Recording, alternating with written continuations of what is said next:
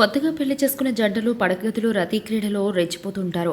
అయితే పెళ్ళై పిల్లలు పుట్టిన తర్వాత మాత్రం అదే ఉత్సాహాన్ని కొనసాగించలేకపోతారు.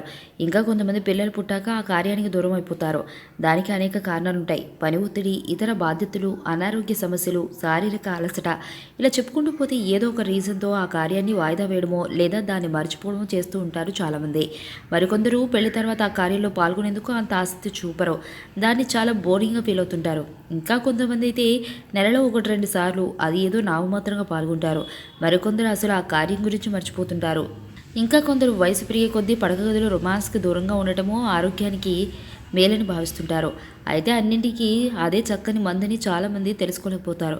ఈ లోకంలో ప్రతి ఒక్క జీవి ఆకలి, నిద్ర ఎంత ముఖ్యమో శృంగారం కూడా అంతే ముఖ్యమని తాజాగా ఓ సర్వేలో తేలింది. తాజా అధ్యయనం ప్రకారం బెడ్రూమ్లో కపుల్స్ కలయిక అనేది రెగ్యులర్ జరగాలి. దీన్ని కేవలం శారీరక సుఖంగా భావించకూడదని చెబుతున్నారు. ఇంతకీ సర్వే చేశారు. ఈ అధ్యయనంలో ఇంకా ఏ విషయాలు చెప్పారనే విషయాలను ఇప్పుడు తెలుసుకుందాం.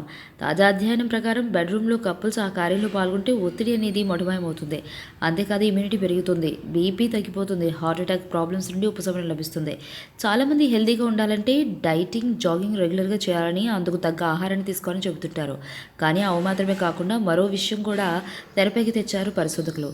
ప్రతి ఒక్కరూ హెల్తీగా ఉండాలంటే డైటింగ్, జాగింగ్, ఎక్సర్సైజులతో పాటు శృంగారంలో కూడా రెగ్యులర్గా పాల్గొనాలట.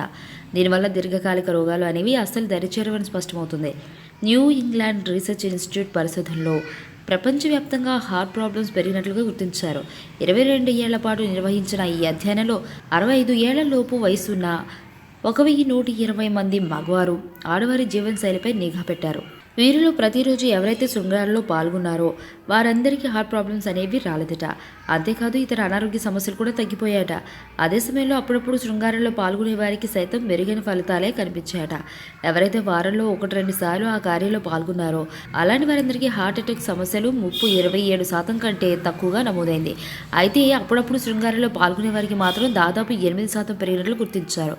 ఈ నేపథ్యంలో ప్రతిరోజు ఆ కార్యం అంటే ఆసక్తి లేని జంటలు వారానికి కనీసం 1 లేదా 2 సార్లు చేసి ఆ ప్రయోజనాలు పొందొచ్చని పరిశోధనలు సూచిస్తున్నారు. ఇలా వారంలో 1-2 సార్లు పాల్గొనడం వల్ల మీ వయసు సుమారు 37% వరకు పెరిగే అవకాశం ఉందని పరిశోధకులు చెబుతున్నారు. చూశారు కదా, ఇంకెందుకు ఆలస్యం? ఎప్పటి నుండైనా వారానికి ఒకసారి రతి క్రీడల్లో రెచ్చిపోండి మరి.